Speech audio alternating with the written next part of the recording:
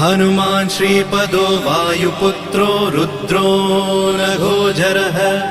अमृत्यवीरवीरश्च ग्रामवासो जनाश्रयः धनदो निर्गुणः शूरो वीरो निधिपतिर्मुनिः पिङ्गाक्षो वरदो वाग्मी सीताशोकविनाशकः शिवः शर्वत्परो व्यक्तो व्यक्तो धराधरः पिङ्गकेशः पिङ्गरोमा श्रुतिगम्यः सनातनः अनादिर्भगवान् देवो विश्वहेतुर्जनाश्रयः